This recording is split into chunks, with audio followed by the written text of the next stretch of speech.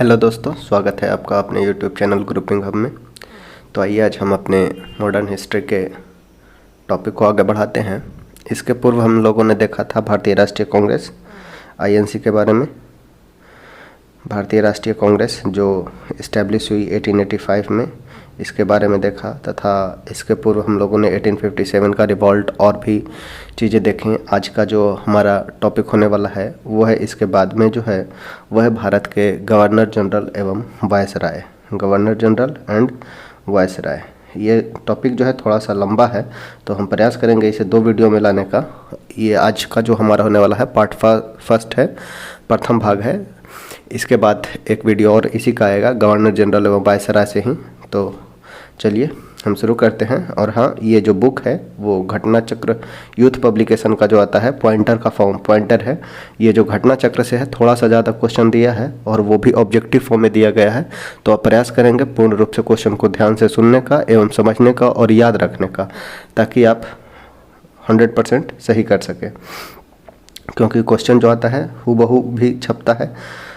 चलिए देखते हैं गवर्नर जनरल एवं वायसराय से। फर्स्ट है रॉबर्ट क्लाइव। रॉबर्ट क्लाइव आता है भारत में 1757 से 60 के बीच, 1757 से 60 के बीच और 1765 से 67 के बीच आता है रॉबर्ट क्लाइव। क्वेश्चन पूछा गया है अलीनगर की संधि। अलीनगर की संधि होती है फरवरी 1757 में। रॉबर्ट क्लाइव ने किससे की थी? अलीनगर की संधि जो हुई थी रॉबर्ट क्लाइव के द्वारा किससे किया गया था? तो बंगाल के नवाब सिराजुद्दौला से। सिराजुद्दौला और रॉबर्ट क्लाइव के बीच होती है फरवरी 1757 में अलीनगर की संधि। नेक्स्ट है प्लासी का युद्ध 1757 किस गवर्नर के समय में हुआ? तो रॉबर्ट क्लाइव के समय में। रॉबर्ट क्लाइव के समय में ही प्लासी का युद्ध होता है 1757, जिसमें ब्रिटिश का नेतृत्व रहता है रॉबर्ट क्लाइव के हाथ में, तथा बंगाल से रहते हैं सिराजुद्दौला। नेक्स्ट है भारत में ब्रिटिश साम्राज्य का संस्थापक किसे माना जाता है? तो यह है रॉबर्ट क्लाइव। भारत में ब्रिटिश साम्राज्य का संस्थापक माना जाता है रॉबर्ट क्लाइव को। नेक्स्ट है ब्रिटिश कंपनी द्वारा बंगाल का पहला गवर्नर किसे नियुक्त किया गया था? तो बंगाल का प्रथम गवर्नर नियुक्त किया गया था रॉबर्ट क्लाइव को, जो 1757 से 60 ईस्वी तक के। ब्रिटिश कंपनी द्वारा बंगाल का पहला गवर्नर नियुक्त किया गया था रॉबर्ट क्लाइव को, जो 1757 से 60 के बीच रहते हैं तथा पुनः 65 में आते हैं। नेक्स्ट है बंगाल, बिहार एवं उड़ीसा की दीवानी शक्ति कंपनी को कब मिली थी?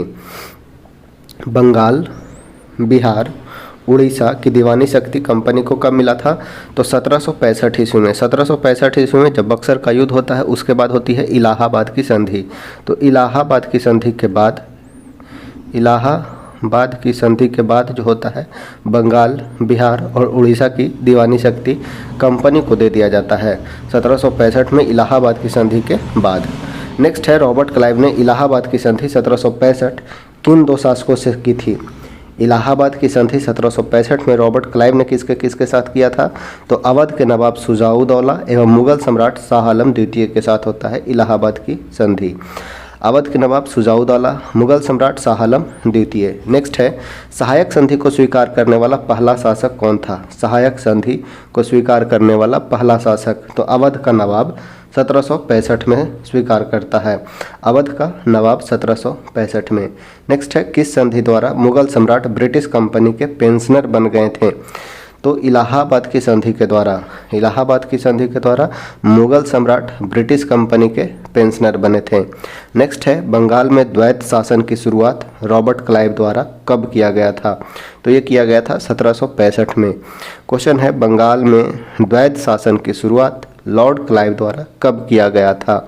तो 1765 में द्वैत शासन शुरुआत किया जाता है 1765 में, समाप्त होता है 1772 में। तो 1765 से 72 तक बंगाल में द्वैत शासन लागू होता है।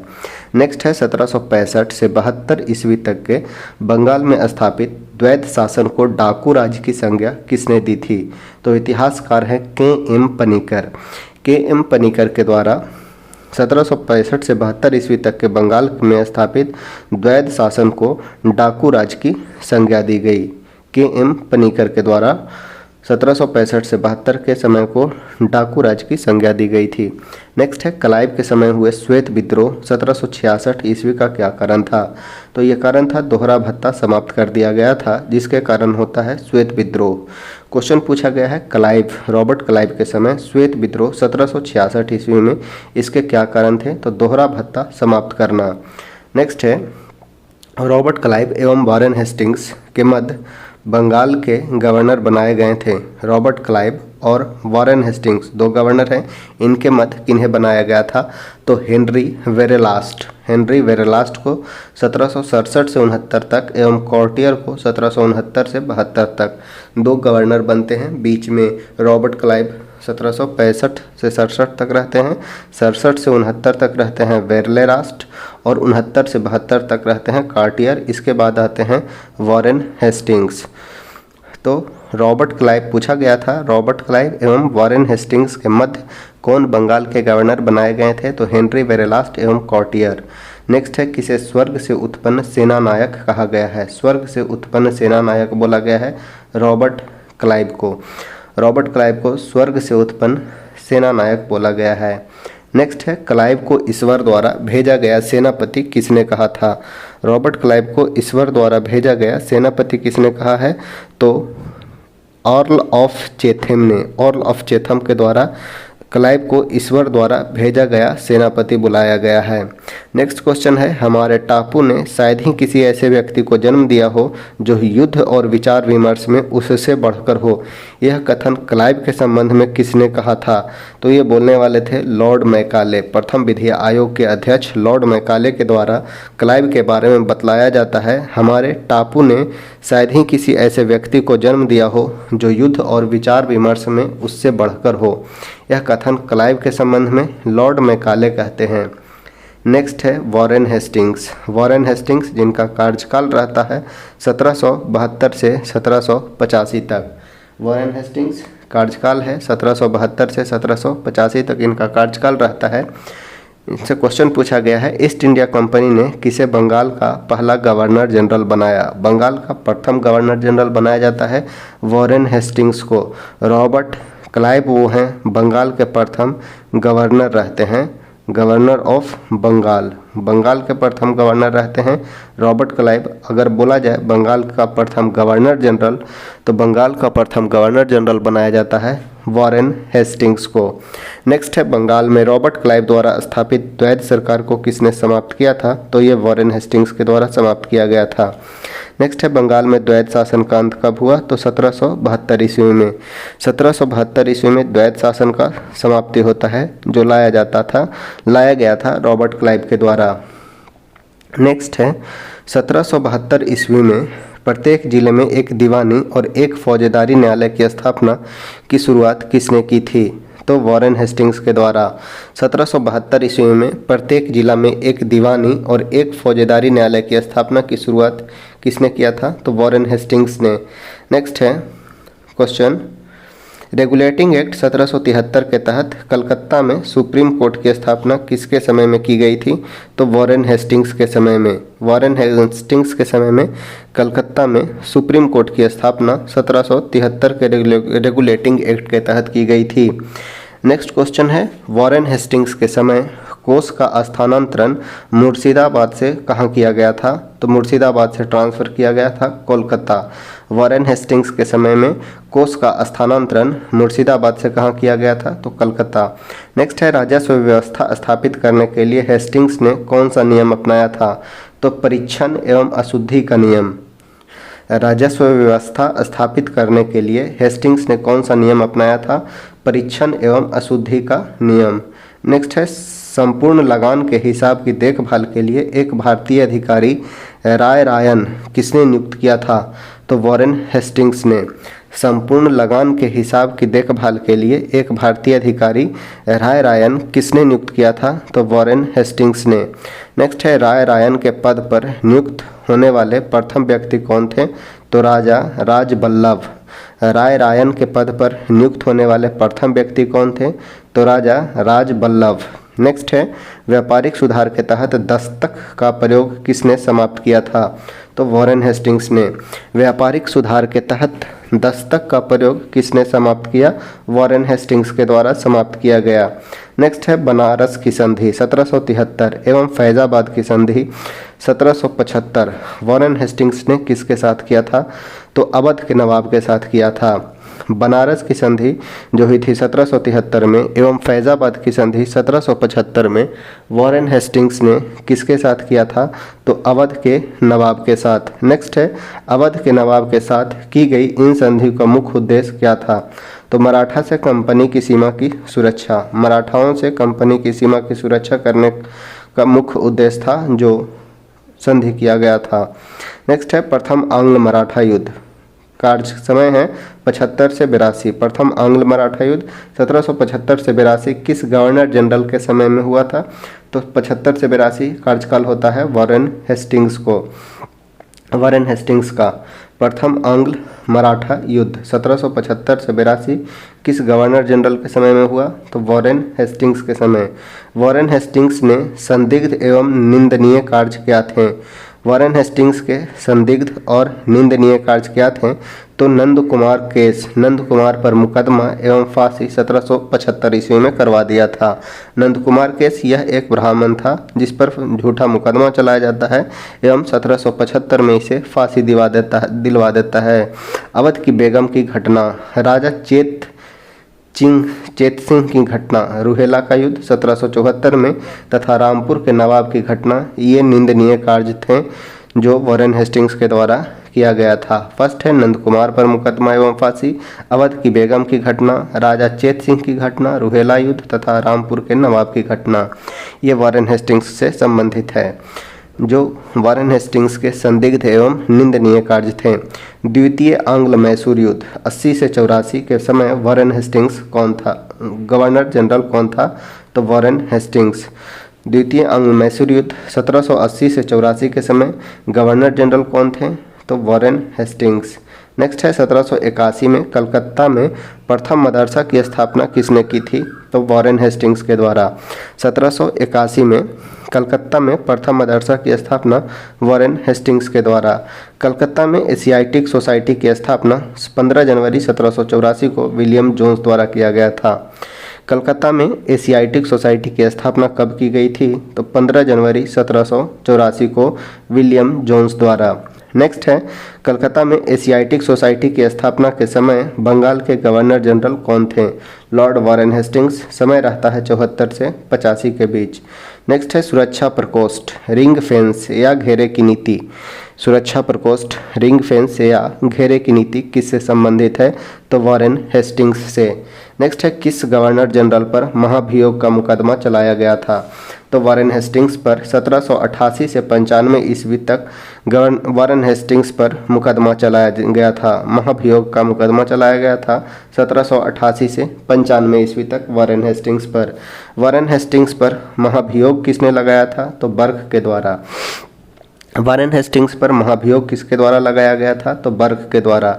पिट्स इंडिया एक्ट 1784 किसके समय में लागू हुआ? तो वॉरेन हेस्टिंग्स के समय। पिट्स इंडिया एक्ट किसके समय लागू हुआ?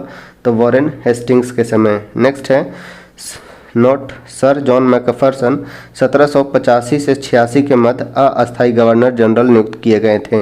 अर्थात वॉरेन हेस्टिंग्स के बाद एक अस्थायी गवर्नर जनरल आते हैं जिनका नाम होता है जॉन मैकफरसन 85 से 86 के बीच। इसके बाद जॉन मैकफरसन के बाद आएंगे लॉर्ड कॉर्नवालिस जो रहेंगे 1786 से 93। लॉर्ड कॉर्नवालिस का कार्यकाल होगा 1786 से 93 तक एवं पुनः 1805 ईस्वी में द्वितीय कार्यकाल होता है लॉर्ड कॉर्नवालिस का।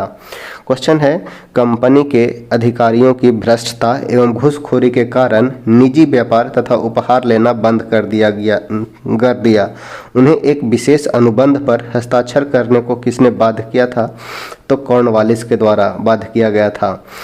क्वेश्चन पूछा गया है कंपनी के अधिकारियों की भ्रष्टता एवं घूसखोरी के कारण निजी व्यापार तथा उपहार लेना बंद कर दिया, उन्हें एक विशेष अनुबंध पर हस्ताक्षर करने को किसने बाध्य किया था? तो कॉर्नवालिस ने, जो कार्यकाल होता है कॉर्नवालिस का 86 से 93 में। नेक्स्ट है किस वर्ष बंगाल से दासों के निर्यात पर प्रतिबंध लगाया गया था? तो ये लगाया गया था 1792 में। 1792। किस वर्ष बंगाल से दासों के निर्यात पर प्रतिबंध लगाया? 1792 में। नेक्स्ट है, बंगाल के गवर्नर जनरल में से कौन एक तृतीय आंग्ल मैसूर युद्ध से संबंधित था? बंगाल के गवर्नर जनरल में से कौन एक तृतीय आंग्ल मैसूर युद्ध से संबंधित था? तो ये थे लॉर्ड कॉर्नवालिस 1790 से 92। तृतीय आंग्ल मैसूर युद्ध के समय थे लॉर्ड कॉर्नवालिस, जो युद्ध का समय रहता है 90 से 92। प्रथम 67 से 70, सेकंड 80 से 84, 80 से 82, तीसरा रहता है 90 से 92 और चतुर्थ आंग्ल मैसूर युद्ध 1799 में। बंगाल के गवर्नर जनरल में कौन एक तृतीय आंग्ल मैसूर युद्ध से संबंधित था? तो लॉर्ड कॉर्नवालिस, जो रहता है 1790 से 92। नेक्स्ट है, अस्थाई बंदोबस्त। अस्थाई बंदोबस्त किसके शासनकाल में प्रारंभ किया गया था? तो लॉर्ड कॉर्नवालिस के समय में अस्थाई बंदोबस्त लाया गया था। नेक्स्ट है, आधुनिक भारतीय न्याय व्यवस्था का जन्मदाता किसे कहा गया है? कॉर्नवालिस को।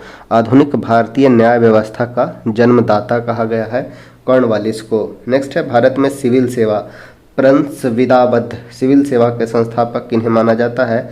तो लॉर्ड कॉर्नवालिस को। भारत में सिविल सेवा का जनक लॉर्ड कॉर्नवालिस को ही माना जाता है। नेक्स्ट है, अस्थाई बंदोबस्त से कंपनी को क्या लाभ हुए थे? अस्थाई बंदोबस्त ये एक प्रकार का टैक्स कलेक्शन का सिस्टम था, उसमें कंपनी को क्या लाभ हुए थे? तो अस्थाई लगान, राजस्व की प्राप्ति एवं जमींदारी के रूप में एक समर्थक वर्ग की प्राप्ति हुई थी। अस्थाई लगान मिलने लगा था, राजस्व की प्राप्ति हुई थी एवं जमींदार के रूप में एक समर्थक वर्ग की प्राप्ति हुई थी। नेक्स्ट है, कॉर्नवालिस भारत में व्यक्तिगत संपत्ति का निर्माण करने वाला नहीं बल्कि व्यक्तिगत संपत्ति का नाश करने वाला था। यह कथन किसका है? तो चार्ल्स मेटकॉफ का। चार्ल्स मेटकॉफ कहते हैं, कॉर्नवालिस भारत में व्यक्तिगत संपत्ति का निर्माण करने वाला नहीं बल्कि व्यक्तिगत संपत्ति का नाश करने वाला था। यह कथन है चार्ल्स मेटकॉफ का।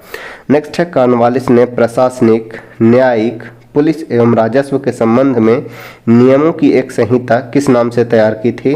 तो इसे बतलाया गया है कॉर्नवालिस कोड, जो लागू होता है 1793 में। Cornwallis code. कॉर्नवालिस कोड क्या था? तो एक प्रकार का प्रशासनिक, न्यायिक, पुलिस एवं राजस्व के संबंध में नियमों की एक संहिता थी, अर्थात किताब थी, जिसे कॉर्नवालिस कोड नाम दिया गया। नेक्स्ट है, कॉर्नवालिस कोड किस सिद्धांत पर आधारित था? तो ये था शक्तियों का पृथक्करण। शक्तियों के पृथक्करण के सिद्धांत पर आधारित था कॉर्नवालिस कोड। नेक्स्ट है, जिले में थाने की स्थापना एवं दरोगा की नियुक्ति थानाधिकारी के रूप में किसने शुरू की थी? तो लॉर्ड कॉर्नवालिस ने। जिले में थाने की स्थापना एवं दरोगा की नियुक्ति थानाधिकारी के रूप में किसने किया था? तो लॉर्ड कॉर्नवालिस ने। नेक्स्ट है, हस्तक्षेप न करने की नीति के समर्थक कौन थे? हस्तक्षेप न करने की नीति के समर्थक कौन थे? तो लॉर्ड कॉर्नवालिस एवं सर जॉन शोर। दो नाम याद रखना है, लॉर्ड कॉर्नवालिस का एवं सर जॉन शोर से, जो दोनों थे हस्तक्षेप की नीति के समर्थक थे। नेक्स्ट है, लॉर्ड कॉर्नवालिस की कब्र कहाँ पर स्थित है? लॉर्ड कॉर्नवालिस की कब्र या मकबरा कहाँ पर स्थित है? तो गाजीपुर यूपी में। गाजीपुर यूपी में मृत्यु हुआ था 5 अक्टूबर 1805 को।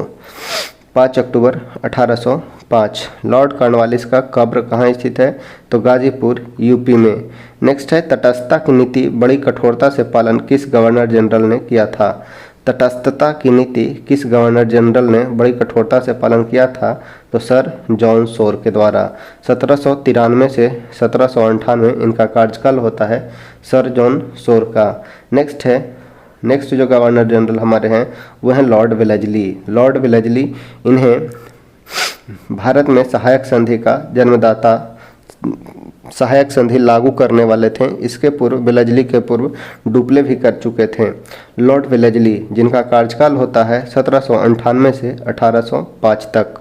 लॉर्ड वेलेस्ली कार्यकाल होता है 1798 से 1805 तक। क्वेश्चन देखते हैं लॉर्ड वेलेस्ली से जो भी प्रश्न पूछे जा चुके हैं। हमारा अगर प्रयास आपको अच्छा लग रहा है तो वीडियो को शेयर करें तथा दोस्तों के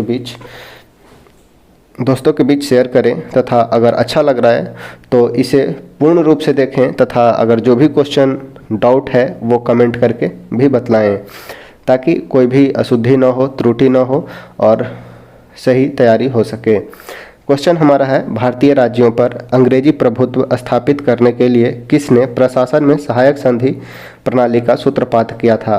तो लॉर्ड वेलेस्ली। भारतीय राज्यों पर अंग्रेजी प्रभुत्व स्थापित करने के लिए किसने प्रशासन में सहायक संधि प्रणाली का सूत्रपात किया? तो लॉर्ड वेलेस्ली ने। चतुर्थ आंग्ल मैसूर युद्ध 1799 किस गवर्नर जनरल के समय हुआ? तो ये होता है लॉर्ड वेलेस्ली के समय। चतुर्थ आंग्ल मैसूर युद्ध 1799 में किस गवर्नर जनरल के समय होता है? तो लॉर्ड वेलेस्ली के समय। नेक्स्ट है तंजौर का विलय लॉर्ड वेलेस्ली ने कब किया था? तो 1799 में। तंजौर का विलय लॉर्ड वेलेस्ली द्वारा कब किया गया? 1799 में। नेक्स्ट है 1799 में वेलेस्ली ने किसे अपना प्रतिनिधि बनाकर पर्सिया यानी कि ईरान के शाह के दरबार में भेजा था? तो मेहदी अली खां को। 1799 में वेलेस्ली ने किसे अपना प्रतिनिधि बनाकर ईरान यानी कि पर्सिया के शाह के दरबार में भेजा था? तो मेहदी अली खान को भेजा था। नेक्स्ट हमारा जो है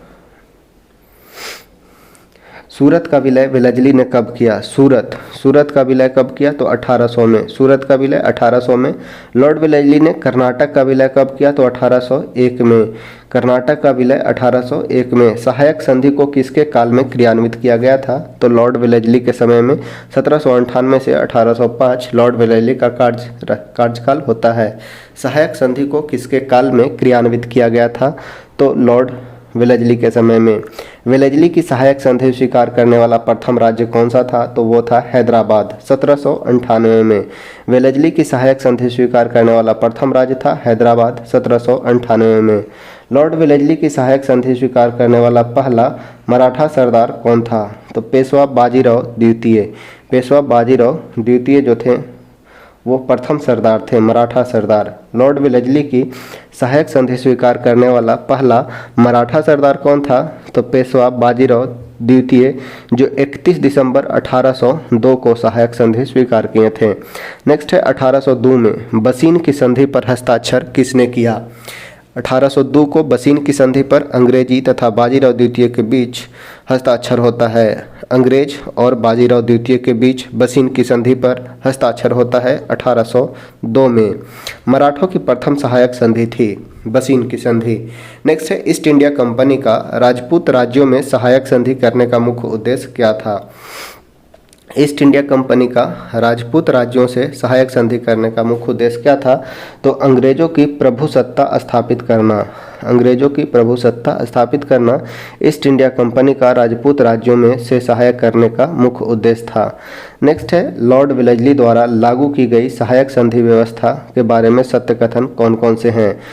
लॉर्ड वेलेस्ली द्वारा लागू की गई सहायक संधि व्यवस्था के बारे में सत्य कथन है तो दूसरों के खर्च पर एक बड़ी सेना बनाए रखना, भारत को नेपोलियन के खतरों से सुरक्षित रखना तथा भारतीय रियासतों के ऊपर ब्रिटिश सर्वोच्चता स्थापित करना, ये तीनों लॉर्ड वेलेस्ली द्वारा लागू की गई सहायक संधि व्यवस्था के बारे में सही बतलाया गया है। फर्स्ट है दूसरों के खर्च पर एक बड़ी सेना बनाए रखना, भारत को नेपोलियन के खतरे से सुरक्षित रखना तथा भारतीय रियासत के ऊपर ब्रिटिश सर्वोच्चता स्थापित करना। नेक्स्ट है भारत में सहायक संधि का प्रयोग लॉर्ड वेलेस्ली से पहले किसने किया था? लॉर्ड वेलेस्ली से पहले किसने किया था? तो फ्रांसीसी गवर्नर डुप्ले भी सहायक संधि का प्रयोग कर चुका था। नेक्स्ट है सहायक संधि के संबंध में किसने लिखा है? स्टेटमेंट है भारतीय राज्यों ने अपनी स्वतंत्रता, राष्ट्रीय चरित्र अथवा वह सब जो किसी राज्य को प्रतिष्ठित बनाते हैं बेचकर सुरक्षा मूल्य ले लिया है। ये कौन लिखता है? Sir Thomas Munro. Sir Thomas Munro लिखते हैं सहायक संधि के संबंध में भारतीय राज्य ने अपनी स्वतंत्रता, राष्ट्रीय चरित्र अथवा वह सब जो किसी राज्य को प्रतिष्ठित बनाते हैं बेचकर सुरक्षा मूल्य ले लिया है, ऐसा लिखते हैं टॉमस मुनरो। नेक्स्ट है हमारी नीति और हमारे लक्ष्य ने समस्त भारतीय शक्तियों को शून्य की स्थिति में पहुंचा दिया है, यह कथन किसका है? तो आर्थर वेलेस्ली का। हमारी नीति और हमारे लक्ष्य ने समस्त भारतीय शक्तियों को शून्य की स्थिति में पहुंचा दिया है, यह कथन किसका है? तो आर्थर वेलेस्ली का। नेक्स्ट है सहायक संधि स्वीकार करने वाले प्रमुख राज्य तथा वर्ष, इसे हम याद करने का प्रयास करेंगे।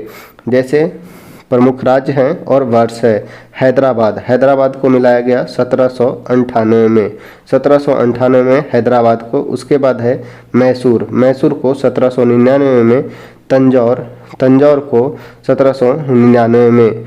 1800 में याद रखिएगा कोई भी नहीं है। उसके बाद है अवध, अवध को 1801 में। उसके बाद है पेशवा, पेशवा 1802 में। बरार एवं भोसले, बरार एवं भोसले 1803 में। उसके बाद है सिंधिया, सिंधिया 1804 में। ये क्रम है, क्रम को याद रखना बहुत ज़रूरी है क्योंकि क्वेश्चन बहुत बार पूछ दिया जा चुका है। प्रथम कौन थे, बाद में कौन थे, या क्रम। तो कुछ इस प्रकार से याद रखेंगे, HMT APBS, APBS, अखिल APBS, HMT APBS याद रखना है इस प्रकार से। HMT, H for Hyderabad, M for Mysore, T for Tanjore, A for Awadh, P for Peshwa, B for Berar एवं भोसले, S फॉर सिंधिया याद रखना है। प्रत्येक है, यहाँ पे 1800 नहीं है और 1799 में 2 है, बाकी 1 2 3 4 क्रम सही है। हैदराबाद को 1798 में, मैसूर को 1799 में, तंजौर को 99 में, अवध को 1801 में, पेशवा 1802, बरार भोसले 1803 और सिंधिया 1804। नेक्स्ट है, किसने सहायक संधि स्वीकार नहीं किया था? किसने सहायक संधि को स्वीकार नहीं किया था? तो इंदौर के होलकरों के द्वारा सहायक संधि स्वीकार नहीं किया जाता है। इंदौर के होलकर ने सहायक संधि स्वीकार नहीं की थी। नेक्स्ट है हमारा, उस समय जब नेपोलियन की शक्ति के सामने यूरोप में साम्राज्य धराशायी हो रहे थे, किस एक गवर्नर जनरल ने भारत में ब्रिटिश पताका फहराए रखी थी? तो यह है लॉर्ड वेलेस्ली। क्वेश्चन पूछा गया था, उस समय जब नेपोलियन की शक्ति के सामने यूरोप में साम्राज्य धराशायी हो रहे थे, किस एक गवर्नर जनरल ने भारत में ब्रिटिश पताका फहराए रखी थी? लॉर्ड वेलेस्ली ने। किसने भारत में बैप्टिस्ट मिशनरियों की गतिविधियों को विनाशक माना था? तो लॉर्ड वेलेस्ली ने। किसने भारत में बैप्टिस्ट मिशनरियों की गतिविधियों को विनाशक माना था? तो लॉर्ड वेलेस्ली ने। नेक्स्ट है सर जॉन बार्लो, 1805 से 7 के बीच जॉन बार्लो आते हैं। इनके बीच में होता है बेल्लौर में सिपाही विद्रोह 1806 में। बेल्लौर में सिपाही विद्रोह होता है 1806 में, तथा ये जो हैं सर जॉन बार्लो अहस्तक्षेप की नीति के समर्थक थे। अहस्तक्षेप की नीति से संबंधित हैं जॉन बार्लो तथा वॉरेन हेस्टिंग्स। अहस्तक्षेप की नीति। नेक्स्ट है लॉर्ड मिंटो प्रथम। लॉर्ड मिंटो प्रथम कार्यकाल होता है 1807 से 13 के बीच। 1807 से 13 के बीच लॉर्ड मिंटो प्रथम का कार्यकाल होता है।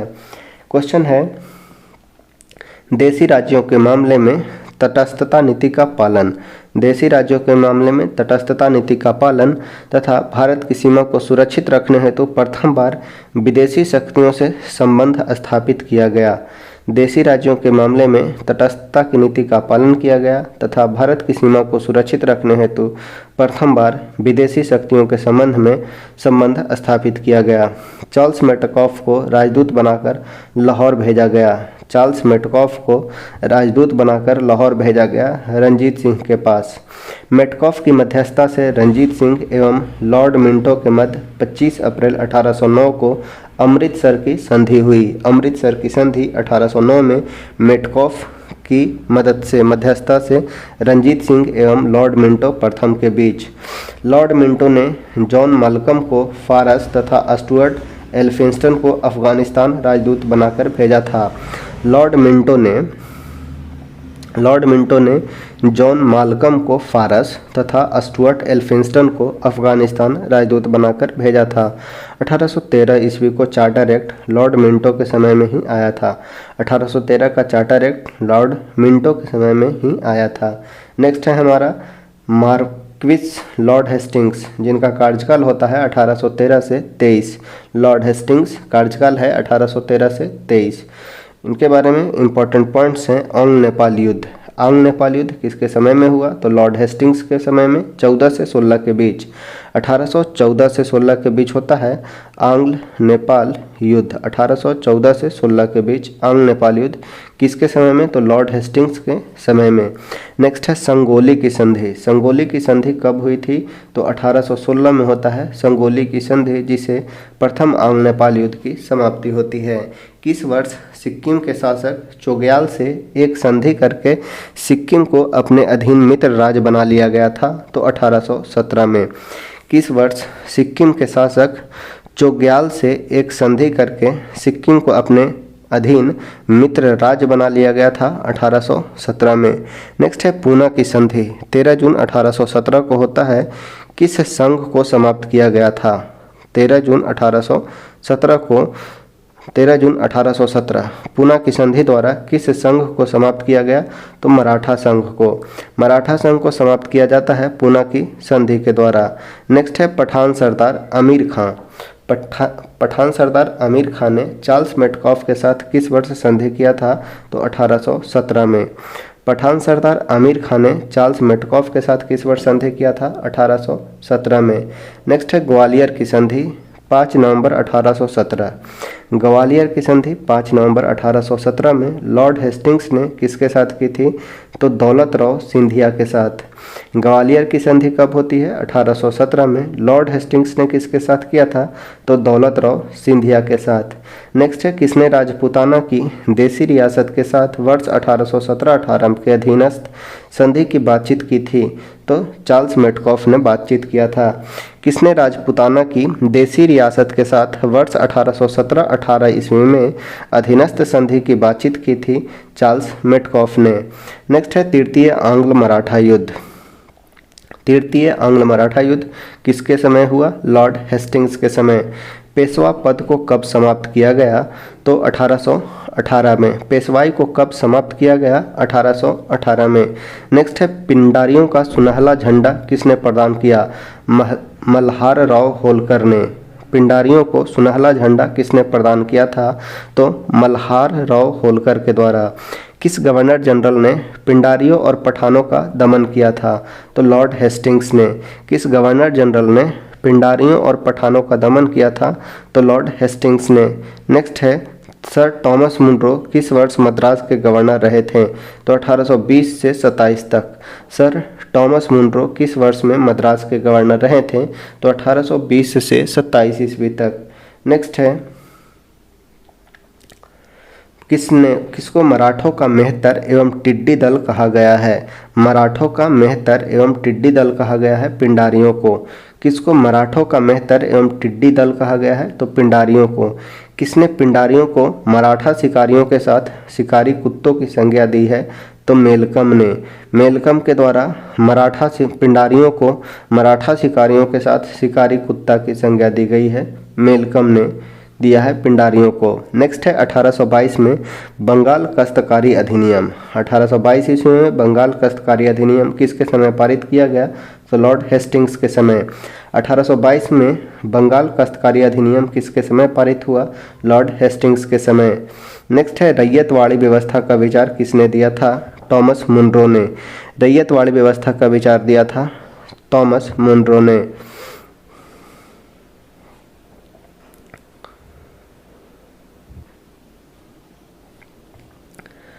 रैयतवाड़ी व्यवस्था का विचार किसने दिया था? तो थॉमस मुनरो ने। रैयतवाड़ी व्यवस्था का विचार किसने दिया? थॉमस मुनरो ने। नेक्स्ट है रैयतवाड़ी व्यवस्था की शुरुआत किसके समय में हुई? तो लॉर्ड हेस्टिंग्स के समय में। रैयतवाड़ी व्यवस्था की शुरुआत लॉर्ड हेस्टिंग्स के समय में। रैयतवाड़ी व्यवस्था सर्वप्रथम किस क्षेत्र में हुआ? तो मद्रास में। रैयतवाड़ी व्यवस्था सर्वप्रथम किस क्षेत्र में हुआ था? तो मद्रास में। महलवाड़ी व्यवस्था किसके समय में प्रारंभ हुई थी? तो लॉर्ड हेस्टिंग्स के समय में। महलवाड़ी व्यवस्था किसके समय में प्रारंभ हुआ था? लॉर्ड हेस्टिंग्स के समय में। नेक्स्ट है बंगाल में वर्नाक्यूलर स्कूल किसने खुलवाया? तो लॉर्ड हेस्टिंग्स ने तथा जॉन एडम्स 1823 में। बंगाल में वर्नाक्यूलर स्कूल किसने खुलवाए थे? तो लॉर्ड हेस्टिंग्स एवं जॉन एडम्स 1823 में। नेक्स्ट है 1823 में कौन अस्थायी गवर्नर नियुक्त हुआ था? तो जॉन एडम्स एवं लॉर्ड एमहर्स्ट। सन 1823 में कौन अस्थायी गवर्नर जनरल नियुक्त हुआ था? तो जॉन एडम्स। 1823 में अस्थायी गवर्नर नियुक्त हुआ था जॉन एडम्स। नेक्स्ट है लॉर्ड एमहर्स्ट, जिनका कार्यकाल होता है 1823 से 28। लॉर्ड एमहर्स्ट कार्यकाल होता है 1823 से 28। क्वेश्चन है बैरकपुर में सैन्य विद्रोह 1824 में हुआ था, किसके समय में? तो लॉर्ड एमहर्स्ट के समय में। बैरकपुर का सैन्य विद्रोह 1824 में किसके समय में? लॉर्ड एमहर्स्ट के समय। नेक्स्ट है प्रथम आंग्ल बर्मा युद्ध। प्रथम आंग्ल बर्मा युद्ध समय होता है 1824 से 26 के बीच के समय। गवर्नर जनरल कौन था? तो लॉर्ड एमहर्स्ट। प्रथम आंग्ल बर्मा युद्ध, समय होता है 1824 से 26 के बीच, तथा संधि याद रखना है यानडूब की संधि। 1824-26 में किस गवर्नर जनरल था? तो लॉर्ड एमहर्स्ट। यानडूब की संधि कब हुई थी? तो 1826 में। 1826 में होता है यानडूब की संधि। नेक्स्ट है लॉर्ड विलियम बेंटिक। अपने बचपन से इनका नाम सुना होगा। लॉर्ड विलियम बेंटिक का सती प्रथा के साथ इनका नाम जुड़ा हुआ था, क्योंकि इनके द्वारा ही सती प्रथा पूर्ण रूप से समाप्त किया गया था। लॉर्ड विलियम बेंटिक 1828 से 35 इनका कार्यकाल होता है। क्वेश्चन है, विलियम बेंटिक को मद्रास का गवर्नर कब बनाया गया? लॉर्ड विलियम बेंटिक को मद्रास का गवर्नर कब बनाया गया? तो 1803 में। 1803 में गवर्नर बनाया गया मद्रास का। नेक्स्ट है, किस गवर्नर जनरल द्वारा सती प्रथा का उन्मूलन किया गया? लॉर्ड विलियम बेंटिक के द्वारा सती प्रथा का अंत किया गया। नियम 17 याद रखना है, नियम 17 के द्वारा दिसंबर 1829 में विलियम बेंटिक ने किस घृणित प्रथा पर प्रतिबंध लगाया था? तो सती प्रथा पर। नियम 17 के द्वारा दिसंबर 1829 में विलियम बेंटिक ने किस घृणित प्रथा पर प्रतिबंध लगाया था? तो सती प्रथा पर। नेक्स्ट है, विलियम बेंटिक के द्वारा सती प्रथा किस वर्ष समाप्त की गई? तो 1829 में। विलियम बेंटिक के द्वारा सती प्रथा किस वर्ष समाप्त की गई? 1829 में। नेक्स्ट है, सती प्रथा निषेध किस वर्ष मद्रास एवं मुंबई प्रेसिडेंसी में लागू हुआ? तो 1830 में। सती प्रथा निषेध किस वर्ष मद्रास में एवं मुंबई प्रेसिडेंसी में लागू हुआ? तो 1830 में। नेक्स्ट है, तथाकथित कुशासन के आधार पर किस गवर्नर जनरल ने मैसूर राज्य का प्रशासन को ले लिया था? मैसूर को मिलाया था? तो लॉर्ड विलियम बेंटिक 1831 में। याद रखना है, कुशासन के आधार पर एक मिलाया गया था अवध को 1856 में तथा मैसूर को 1831 में। तथाकथित कुशासन के आधार पर किस गवर्नर जनरल ने मैसूर राज्य के प्रशासन को लिया था? तो लॉर्ड विलियम बेंटिक ने 1831 में। नेक्स्ट है, वह गवर्नर जनरल कौन था जिसने अदालतों में क्षेत्रीय भाषाओं को शुरू करवाया था? तो लॉर्ड विलियम बेंटिक। वह गवर्नर जनरल जिसने अदालत में क्षेत्रीय भाषाओं को शुरू करवाया था वो था लॉर्ड विलियम बेंटिक। नेक्स्ट है, भारत के प्रथम गवर्नर जनरल। याद रखना है, अभी तक जो भी थे इनके पूर्व, लॉर्ड विलियम बेंटिक से पूर्व वे थे बंगाल के गवर्नर जनरल। अब कहलाएंगे ये भारत के गवर्नर जनरल। भारत के गवर्नर जनरल कौन बने? तो लॉर्ड विलियम बेंटिक 1833 में। भारत के प्रथम governor general Lord William Bentinck 1833 में। नेक्स्ट है, 1834 ईस्वी में कुर्ग एवं कछार की रियासत को किसने कुशासन के आधार पर अपने प्रदेश में मिलाया था? 1834 में कुर्ग एवं कछार की रियासत को किसने कुशासन के आधार पर अपने प्रदेश में मिलाया था? तो Lord William Bentinck. Lord William Bentinck के द्वारा 1834 में कुर्ग एवं कछार को कुशासन के आधार पर मिलाया जाता है। ठगों के उन्मूलन के नेतृत्व कौन किए थे? तो कैप्टन सलीमन। ठगों के उन्मूलन का नेतृत्व किसके नेतृत्व में हुआ था? तो कैप्टन सलीमन के नेतृत्व में। नेक्स्ट है, लॉर्ड विलियम बेंटिक द्वारा प्रशासनिक उपाय क्या किया गया? तो प्रथम सती प्रथा का अंत, द्वितीय ठगी प्रथा अंत, अंग्रेजों को शिक्षा का माध्यम बनाना,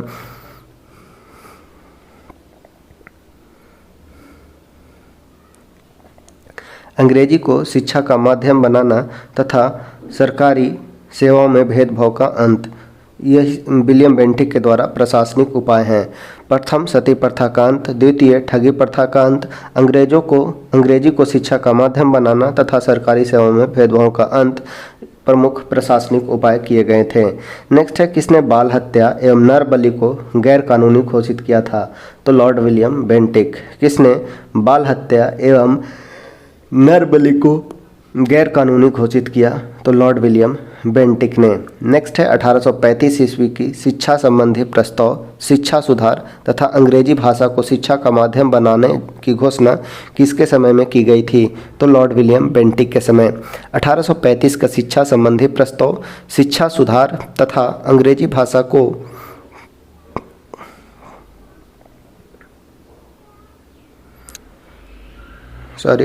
1835 का शिक्षा संबंधी प्रस्ताव, शिक्षा सुधार तथा अंग्रेजी भाषा को शिक्षा का माध्यम बनाए जाने की घोषणा किसके समय में की गई थी? विलियम बेंटिक के समय। नेक्स्ट है, लॉर्ड कॉर्नवालिस द्वारा स्थापित प्रांतीय अपीलीय एवं भ्रमणकारी न्यायालयों की किसने की थी? लॉर्ड विलियम बेंटिक ने।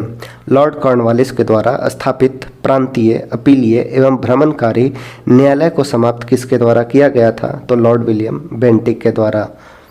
Lord William